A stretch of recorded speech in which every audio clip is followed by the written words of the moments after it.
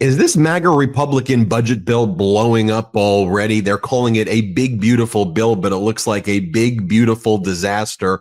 MAGA Republican Senator Ron Johnson from Wisconsin was on right-wing propaganda media today, and he was sending a message saying, we don't know what the hell these MAGAs are doing in the House of Representatives, but we ain't supporting what they're doing in the Senate. That was an interesting note. Let's play this clip. Arguing over additional tax provisions and getting down to a reasonable pre-pandemic spending level, but that's not the path we chose. So I think the sooner we acknowledge the fact that this current effort is doomed to fail. I'm sorry, I've got to disagree with the president on this. It's doomed to fail. I'm not going to vote for it. I know a number of senators who will not even come. We're not even contemplating. This is not a start. Right now, as it's being written, we would actually increase the deficit. Yeah, I don't think many people realize that we would actually increase the deficit. That's a complete non-starter. So no, we're not even close. It's not Memorial. But if you were to listen to MAGA Mike Johnson and some of the reporting we did earlier in the day, you would say it's all going well. It's one big, beautiful bill. The beautiful bill is so big. It's beautiful. It's going amazing. So the other tack that I guess this Trump regime is taking now is that when they send their people to even show up before committees that oversee, budgets, whether that's in the House of Representatives or the Senate, like they don't even do their homework. And when I was watching this clip of Kash Patel, who's somehow the FBI director, showing up in front of the Senate without submitting the most basic outline of what the FBI budget is, and seeing Senator Murray say, where's the budget? Like, can I look at it? And Kash Patel's like, it's not ready. It just reminds me of the kid who just doesn't do his homework at the most basic level. It's just like competence. Here, watch this. I have a timeline on that. It was due last week by law. I understand. And your answer is you just understand. You're not going to follow the law? My answer is that I am following the law, and I'm working with my interagency partners to do this and get you the budget that you are required to have. And you have no timeline? No. And, the MAGA Republicans, though, in the House were focused on all the most important pressing issues as our economy is shrinking, as Main Street, as regular folk, regular Americans are suffering, as Donald Trump is saying, your little girls, give them $1 only, 5 pencils. That's what Trump regime central planning is saying. Here's what they were focused on in the House of Representatives. MAGA Republican Congresswoman Marjorie Taylor Greene, who launched her massive Doge hearing on USA Fencing yesterday, followed up with a doozy. Here, play this clip. Honored to be here today in front of the American people as we debate the merits of the Gulf of America Act. This would rename the body of water formerly known as the Gulf of Mexico to the Gulf of America. This is such an important thing to do for the American people. The American people. It's about as much as I can handle of hearing her voice. Let's bring in Democratic Congressmember Brendan Boyle. Congressmember Boyle, you're the ranking member on the Budget Committee, but let's first talk about the status of the budget, what's going on there. Then let's move in, talk about the economy and some other things. When you see all those clips, what the hell is going on here? When I see all those clips, I think, my God, why did I run for Congress? why am I doing this?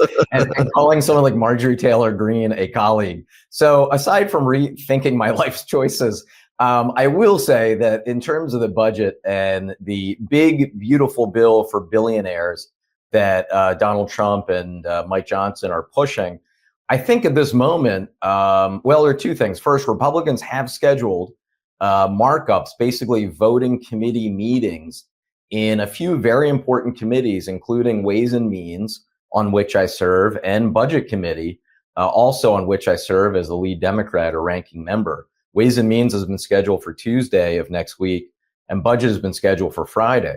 However, despite their scheduling those voting meetings, I have to say at this moment, I don't think they're anywhere close to having a final bill, and here's why. Ron Johnson, who's a very conservative senator from Wisconsin, a conspiracy theorist, he alluded to the fact, and quite accurately, they are badly internally divided on the other side. They're divided on Medicaid cuts. You have a group in the House led by the Freedom Caucus who continue to push the largest cuts to Medicaid in American history. It would absolutely devastate the program. You have some moderate Republicans who want no cuts to Medicaid or very small cuts. You also have the SALT issue, the ability to deduct state and local income taxes. When that cap came into place by Donald Trump and Republicans 8 years ago, it basically became a middle-class tax increase in places like Maryland, New Jersey, Pennsylvania, New York, California, Virginia, and some other states. So those are two of the big issues for internal disagreements between House Republicans and Senate Republicans, also within the House Republican Conference. So at this moment, I have to say, unless real progress is made over the next 48 hours, I do not believe the happy talk from Mike Johnson. And I'll believe that we really have a vote next week when I see it. I want to share this next clip with you as we talk about the overall state of our economy right now. The Trump propaganda machine before the election, they would have these MAGA parents dress up their little girls in the MAGA shirts, and they would talk about how Trump was going to make their Barbies cheaper. This was actually part of the campaign that Trump was running here. Let me show you this clip, for example. What do you want him to do? What do you want him to say today? I want him to lower prices and lower the taxes and make Barbies cheaper. Make Barbies cheaper? Yeah. Tell me more about that. Have they gotten expensive? Yeah, and Polly Pockets. All my favorite toys are so expensive. And now you got this guy. You got Trump up there literally saying, while he's doing deals with the Abu Dhabi fund for his crypto and Trump resorts in Qatar. I saw a report. The Trump family's net worth increased by $2.6 billion just over the past 100 days. He says, little girls, you get, I can't believe I'm actually quoting the guy. He's like, you get $2 and 5 pencils and they'll cost more and you shouldn't complain about it. What do you make about all that? But more seriously, just the state of the economy right now and how Main Street's feeling.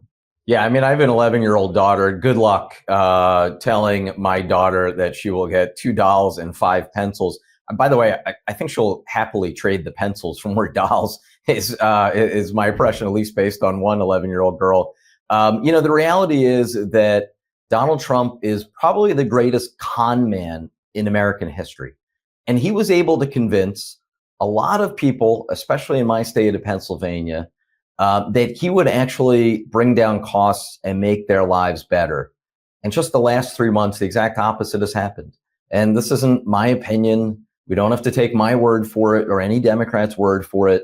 Just last week, Trump's own Labor Department released the receipts. The first quarter, contrary to everyone's prediction a few months ago, the economy actually contracted. We are right now in a recession.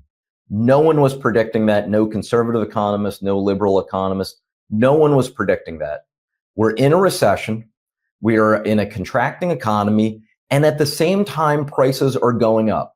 Inflation jumped from the low 2% range to the mid 3s. That's the biggest jump we've seen since the COVID pandemic. So this economy is in a bad place, and it is entirely because of Trump's tariffs. And everyone knows that. No amount, even the greatest con man in the history of America, Donald Trump, can't get people to believe things that are so contrary to their own lives and their own experiences. So there's a reason why Trump's approval rating has actually dropped faster than any new president in the history of polling. And I think it's going to continue to get worse because in all likelihood, the quarter that we're in right now, the data will actually come out and show that things are far worse than even it was in the first quarter, because we're just now starting to see the full impact of the Trump massive tariffs. I've called this Trump regime the Ponzi scheme presidency or the rug pull presidency. Yeah. And it seems rather than unlocking actually how to benefit the people, in his own mind, he's like, oh, I can unlock a new Ponzi scheme and a new scam. And the new one that he seems to do is that he's realized with his tariff war against the world that if he makes certain statements about a new deal, it impacts the markets. And the markets get manipulated based on his statements, and there's incredible volatility, but people can make a lot of money on it. So he'll say something like, I did a trade deal with the UK.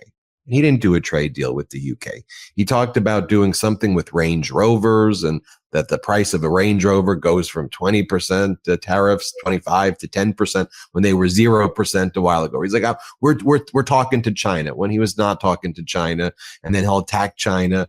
And to me, then you have this market volatility, which also abstracts the GDP contraction and all these other systemic issues that you're seeing. So what do you think along those lines around the kind of what's going on in the markets and what's going on in people's kitchen tables? Well, again, here are the numbers. I mean, the Dow Jones down since the Trump presidency began, S&P 500 down since the Trump presidency began, NASDAQ down since the Trump presidency began. All of those were up just a few months ago. There's a tremendous amount of volatility. And we're actually seeing, at the beginning of the year, again, just a few months ago, everyone was projecting there would be 3 Fed cuts of about 75 basis points. So that would have a dramatic impact in lowering people's mortgages and lowering people's auto loans. Now the likelihood is we won't have any Fed cuts. Why? Because of the Trump inflation that he caused as a result of his tariffs. As far as trade deals, I mentioned before I serve on Ways and Means Committee. I'm on the trade subcommittee. We have jurisdiction over that. So I will have the opportunity to review this so-called US-UK trade deal. Look, I would welcome a trade deal with the European Union, which is a market of almost 500 million people, a trade deal with the UK, a trade deal with Canada, trade deal with Mexico. But Donald Trump announcing that he has a trade agreement is a little like the arsonist claiming credit for putting out one of the fires he started. After all, Donald Trump is the person who came in and slapped tariffs on all these countries. We already had a trade deal with Canada in operation. It was one actually Donald Trump negotiated along with Democrats in Congress in 2019. So I go back to what I said before. Donald Trump is the ultimate con man. This is just one big reality show for him. He loves the attention. He loves having the media into the Oval Office. He loves doing those bogus signings of executive orders, many of which aren't even real executive orders. They're essentially press releases. He just loves the show. And it's just sad to me, and I have to admit, I'll never quite understand it, how many people have actually been suckered by him and believe his tremendous amount of BS. And on that last point, getting suckered by the BS while their Medicaid, while their health care is on the line. While Trump makes billions off it, while he makes billions, people will be poor as a result of it. We saw the CBO nonpartisan scoring of what would actually happen with people losing health care, millions of people losing health care, off of what these MAGA Republicans are doing. Can you speak to the attack on Medicaid, though, and what that really means for Americans? I know MAGA Republicans were talking about shifting all of the kind of Medicaid cost share to states, which would basically, in many states that have trigger laws, mean no Medicaid at all, or even if they didn't have trigger laws, they're not able to fund it. So what's going on there? Yeah. So first, the House Republicans passed the bill, their first part of reconciliation that we talked about earlier, $880 billion worth of cuts to Medicaid, by far the biggest in American history. There's some Senate Republicans who want to chop that figure down to about $500 billion. Well, okay, they would still be the biggest Medicaid cuts in American history and still have a devastating impact. Now, some of them will attempt to pull the wool over the eyes of the American people and say, oh, no, they're not taking away Medicaid. We're shifting the cost to the states. Yeah, you're shifting the cost to states who don't have the money to do it. Keep in mind that I'll just use my state as an example, Pennsylvania. Medicaid represents more money to the state of Pennsylvania than all of the other federal dollars we give Pennsylvania combined. And that's pretty representative, actually, of the way the financing works. So the reality is, for the 44% of people in my district who are on Medicaid, for the other tens of millions of people on Medicaid nationwide, they will lose Medicaid coverage, or if they don't lose Medicaid coverage entirely, depending on their state, they will see a drop in what that coverage actually covers. This will have a devastating impact. And why? In order to help subsidize tax cuts for the top 1% of Americans. It's truly immoral. It's bad economics. it really shows you that Trump's economic policy is a rich man's war, poor man's fight. Congressman Brendan Boyle, thanks for joining us as always. I'm sure you're going to be coming back here as we go through whatever the next steps are of this big, beautiful disaster called the MAGA Republican budget bill. Thank you so much. Thank you. Everybody hit subscribe. Let's get to 5 million subscribers. Can't get enough Meidas? Check out the Meidas Plus Substack for ad-free articles, reports, podcasts, daily recaps from Ron Filipkowski, and more. Sign up for free now at MeidasPlus.com.